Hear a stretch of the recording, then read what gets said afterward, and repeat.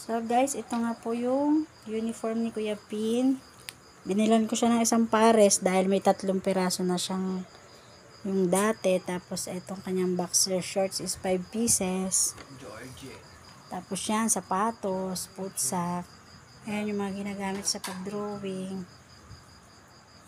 Bali lang notebook lang muna binili dahil hindi pa alam kung anong kulay ng mga notebooks niya. Hindi pa sinasabi ng teacher. Ayan, papel. Bumili na rin siya. Mga ballpen, lapis, gunting, and then ruler. Ayan, yung mga pangsukat.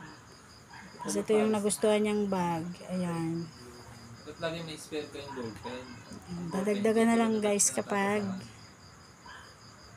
nagsabi ang magiging teacher niya kung ano pang kulang. So, ayan muna ngayon.